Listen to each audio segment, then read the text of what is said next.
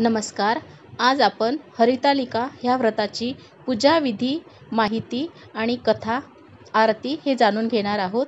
तर चला आपण बघूया हे व्रत कसे करायचे.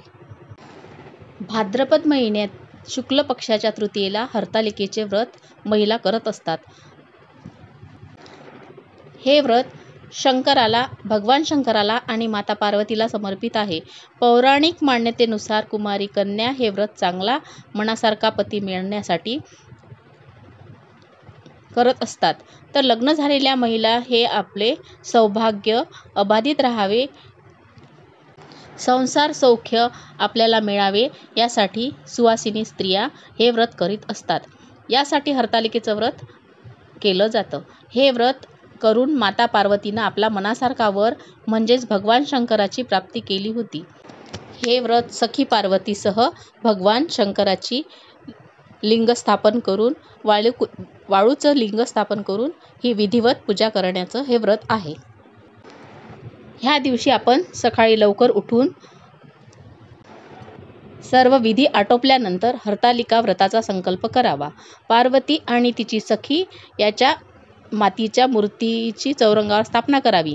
या दिवशी वाळूचे शिवलिंग तयार करून त्याची पूजा केली जाते. षोडोपचारे पूजा करून हरतालिकेसाठी हिरव्या बांगड्या वाहिल्या जातात आणि विविध प्रकारचे झाडांची पाने अर्पण केली जातात. या दिवशी एकभुक्त राहून दिवसभर कडक उपवास केला जातो. फळाचा नैवेद्य दाखवून देवीची आरती केली जाते. दुसरे दिवशी सकाळी पुन्हा आरती करून नैवेद्य दाखवला जातो. यानंतर मूर्तीचे विसर्जन करून व्रत पारण केले जाते. आपण जाणून घेऊया पूजा कशी करायची आणि याकरता आपल्याला काय काय साहित्य लागणार आहे ते आता आपण बघूया. सकाळी उठून स्नान वगैरे आटोपल्यानंतर एका स्वच्छ जागेवर आपण चौरंग ठेवावे. रांगोळी वगैरे काढून घ्यावी. केळीच्या खांबांनी चारही बाजूनी तो चौरंग सुशोभित करून घ्यावा. चौरंगावर वाळू आणून पार्वती आणि सखीसह शिवलिंग स्थापित करावे.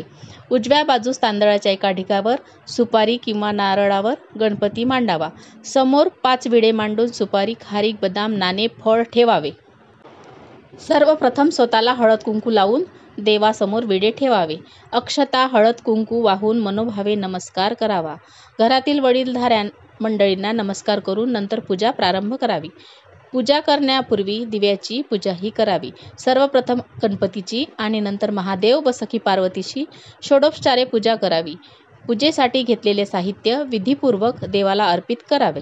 पूजेसाठी लागणारे साहित्य जसे चौरंग, रांगोळी, तांदूळ, पाण्याचा कलश, ताम्हण, पळी, पंचपात्र, तरस, राळ, आसन, निरांजन, शंख, घंटा, समई, कर्पूर आरती, हळद कुंकू, अष्टगंध, गुलाल, बुक्का, चंदन, अक्षता, अगरबत्ती, कापूर, तुपाच्या व तेलाच्या वाती, अत्तर, विड्याची पाने, सुपाऱ्या, बदाम, खारका, नारळ, फळे, खडीसाखर, गुळ, खोबरे, पंचामृत, कापसाचे वस्त्र, कोरे वस्त्र, तसेच फणी, काजळ, गळेसरी, कांकणे, आरसा इत्यादी सौभाग्यद्रव्ये, या व्यतिरिक्त फुले, दुर्वा, तुळशीपत्र व झाडाची पाने हे सर्व साहित्य घेऊन विधिवत यथासांग पूजा करावी.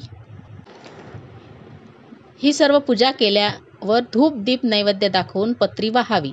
हरतालिकेच्या पूजेत जी पत्री वाहतात त्याचा क्रम असे आहे: बेल, आघाडा, मधुमालती, दुर्वा, चाफा, कण्हेर, बोर, रुई, तुळस, आंबा, डाळिंब, धोत्रा, जाई, मरवा, बकुळ, अशोकाची पाने वाहावी.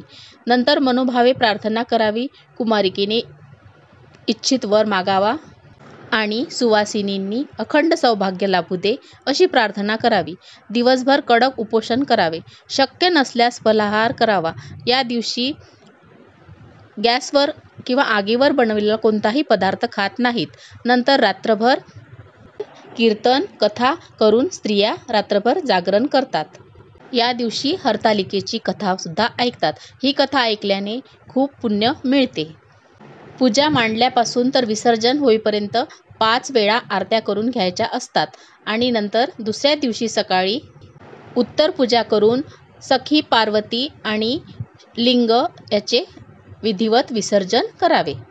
आता आपण बघूया हरतालिका पूजेचे मुहूर्त आणि वेळ.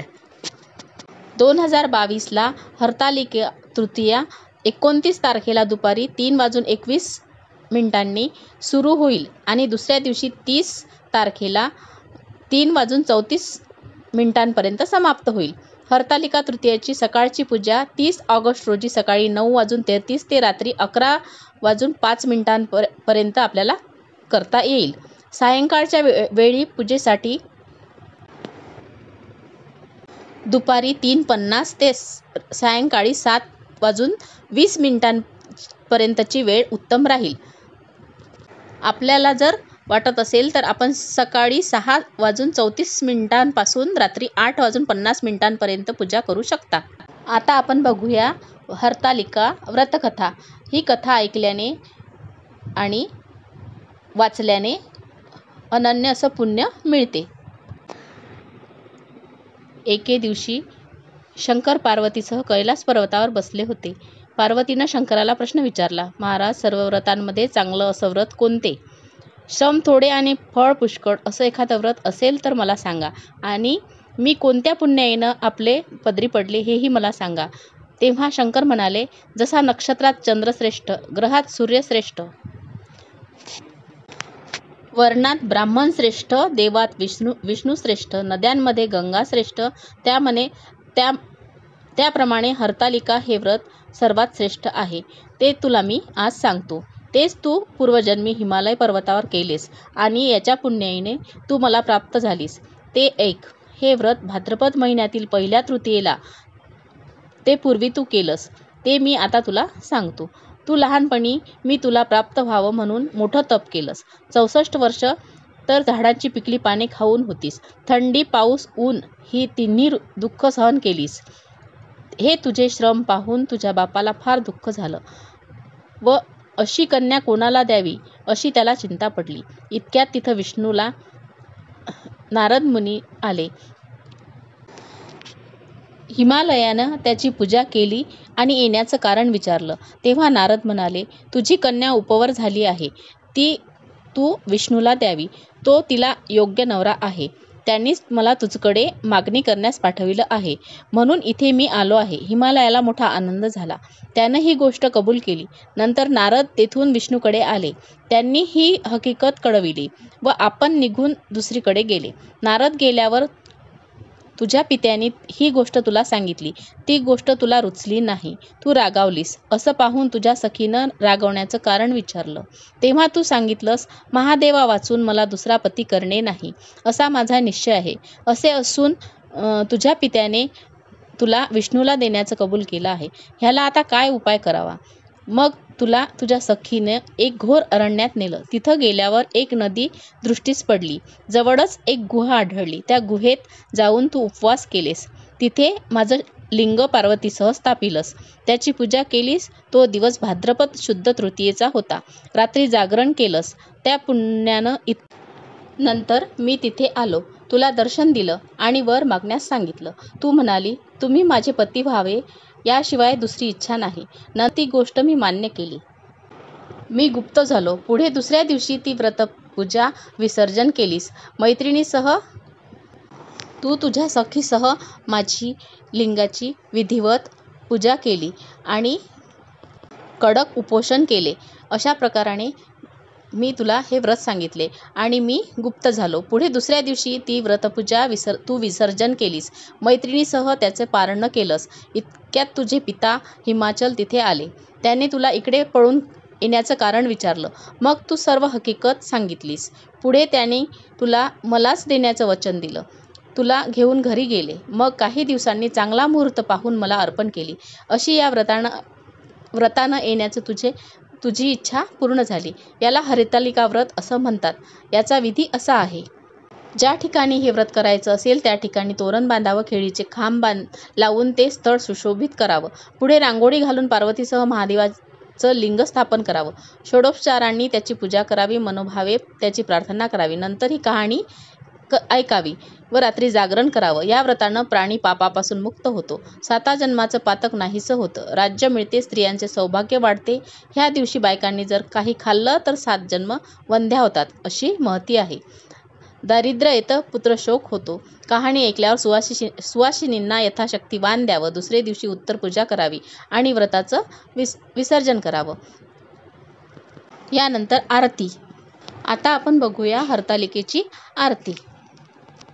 जय देवी हरतालिके सखी पार्वती अंबिके आरती ओवाळीते. जय देवी हरतालिके सखी पार्वती अंबिके आरती ओवाळीते. ज्ञानदीप कळिके. जय देवी हरतालिके हर अर्धांगी वसशी जाशी यज्ञ माहेराशी तेथे अपमान पावशी यज्ञकुंड गुप्त होशी. जय देवी हरतालिके रिगसी माद्रीच्या पोटी कन्या होशी तू गोमटी उग्र तपश्चर्या मोठी आचारसी उठा उठी. जय देवी हरतालिके तप पंचाग्नी साधणे धूम्रपाने अधोवदने केली बहु उपोषणे शंभू व्रतारा कारणे. जय देवी हरतालिके लीला दाखविसी दृष्टी हे व्रत करिसी लोकांसाठी पुन्हा वरिसी धुर्जटी मज रक्षावे संकटी. जय देवी हरतालिके काय वर्णू तव गुण अल्पमती नारायण माते दाखवी चरण चुकवावे जन्म मरण. जय देवी हरतालिके सखी